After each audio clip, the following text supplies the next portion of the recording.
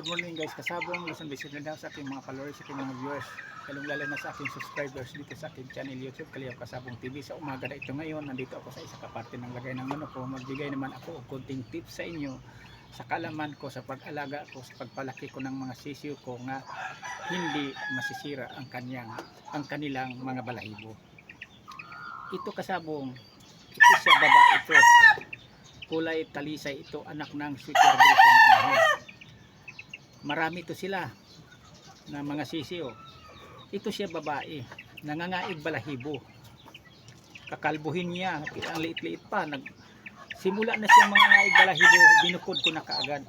Dinala ko na dito sa kabila. Dito ko na sa nilagay dahil may akong lagayan dito ng maliit na sisiyo tulad sa kanya. Hindi siya kaya nga makawala, lumulusot siya.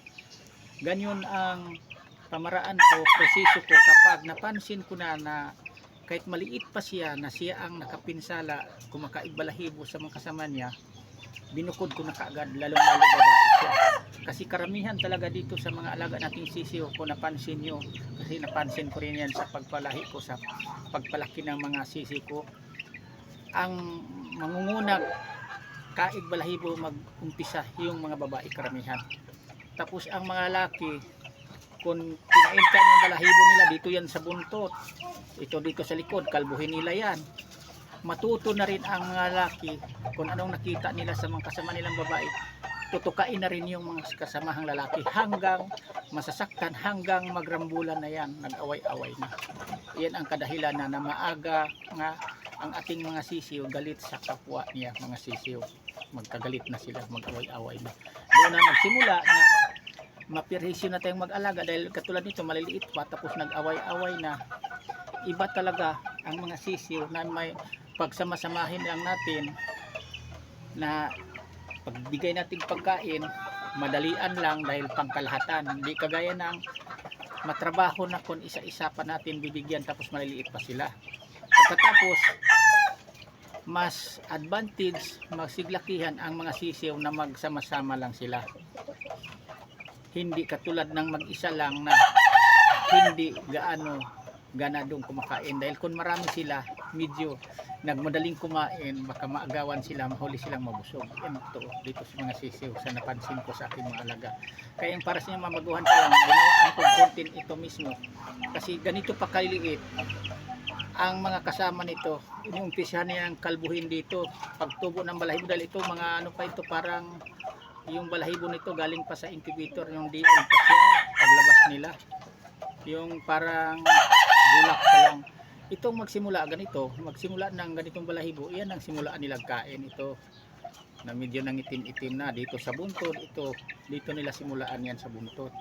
Kaya ang ginawa ko, siniwala ito kaagad. Ito siya.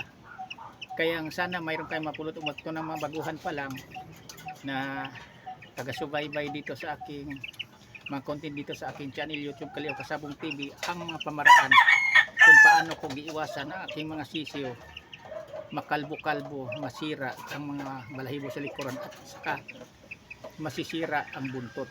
Kasi kung pagsamasamahin lang natin, pabayaan lang natin nagkain ng balahibo, mawala ang buntot, sirang-sira ang buntot talaga yan. Hanggang sa paglaki niyan, medyo bansot na ang itutubong mga buntot niyan. Mas maganda talaga nga katulad nito, hindi siya nasisira. Parang pagpalit niya balahibo, buntot, maganda ang mga tubo. Hindi sira-sira, hindi putol-putol ang itutubo. Parang maganda namang tingnan ang ating mga alagang mga manok. Ang postura, mga balahibo sa buntot nila, sa mga katawan niya, pati sa pakpak. Kasi minsan pati dito sa pakpak kinakain to, pag nakalbo na sa pakpak naman nila kakainin. Kung minsan nga sa puwit, magdugo-dugoan na ang mga puwit dahil lang sa kagagawaan ng mga kasama nilang kinakain. Yan ang totoo. Hanggang dito muna ako kasabong, bukas ulit naman ibang topic papiwanan ko sa inyo. Maraming salamat talaga sa inyo mga subaybay, nag-support sa aking mga content na i-upload dito sa aking YouTube. Thank you.